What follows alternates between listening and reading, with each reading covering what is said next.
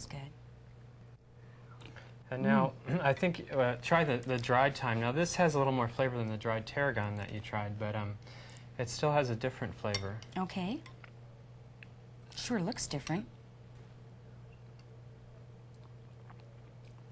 Boy, I can't taste it nearly as much. It's really much more subtle. Let's try adding a little bit more of both to each soup and then seeing how... They almost taste like different soups. Just really That's why this is a nice experiment to do at home with a soup that's very neutral like this. You know what this reminds me of is the difference salt can make. How it can entirely change the flavor of something.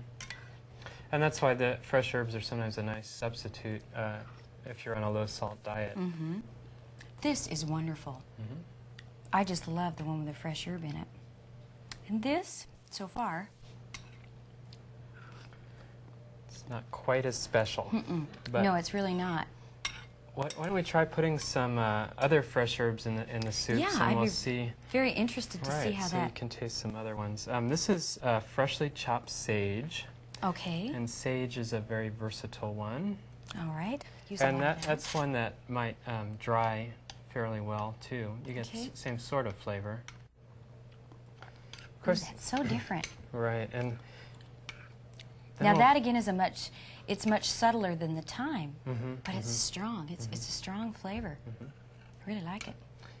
And we're going to try basil in the next bowl, and this is just nice fresh chopped summer basil.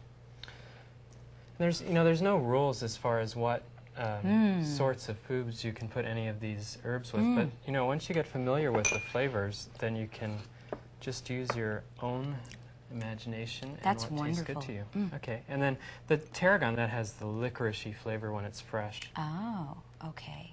Now, is this one of them that does or does not dry well? Tarragon, it's not. It doesn't have the same flavor when it's dried. It does have a use if dried if you don't have anything else. That's the best. The tarragon is the best. It tastes like licorice. Oh, then you like licorice. I love licorice. Oh, that's wonderful. Well, thank you. Well, sure. That's amazing to see the difference that it makes to use the fresh herbs.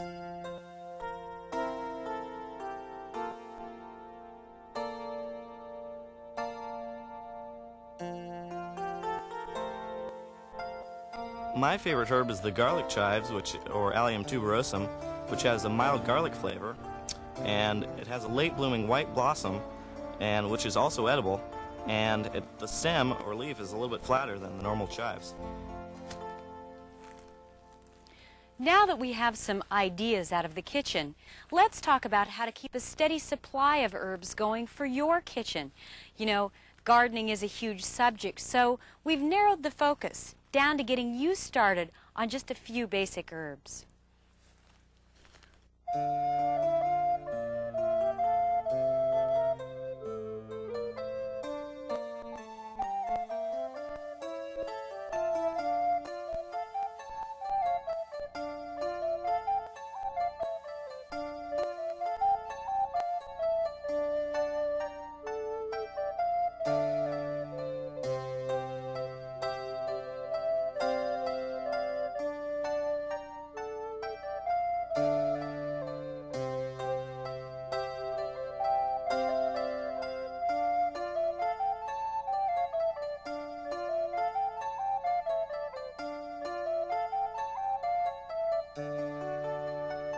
This is fennel, or at least the fennel seeds, and the whole plant is edible. In colonial times, people called it the meat-and herb, or the go-on the meat-and herb, because they'd put a few of these seeds in their pocket and they'd chew on them and suck on them through long meetings. And indeed, in medieval times, it was also used for long church services. Fennel is an incredible culinary herb, especially with grilled fish, and it's also really excellent with baked goods and in vinegars and in vegetable dips. So what is the difference between growing a perennial, an annual, and a biennial? Well, mostly the difference is the life cycle of the plant. A perennial, a good example that we're standing with right now, is chives. Okay. What chives do is, and any perennial will do, is it comes up from the ground in springtime. It will flower during the season and you use it. When it comes fall time, it will die back down to the ground, and virtually in winter you don't see anything, but the roots are still living during the winter time, and in spring the green will reemerge. And that will do that, a perennial, year after year after year. Okay, so herbs do that just like other things in our garden then. Exactly. Okay.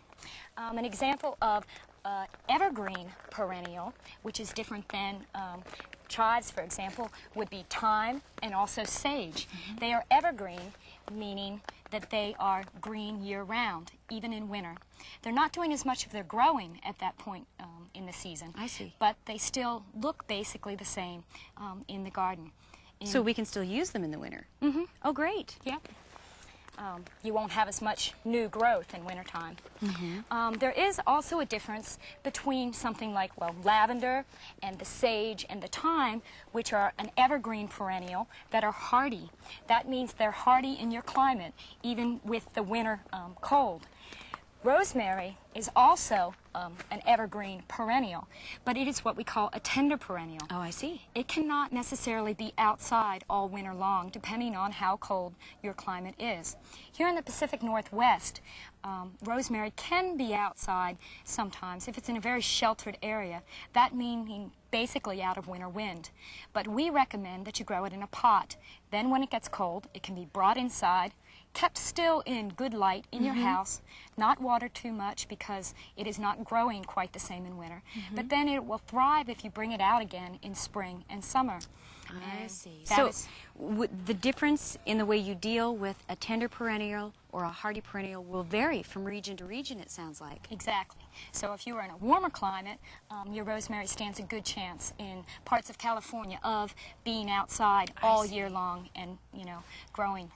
But in a colder climate, in, you know, other parts like the Northwest, and especially eastern Washington, you could never have a rosemary that would survive outside. I see. We also have other examples.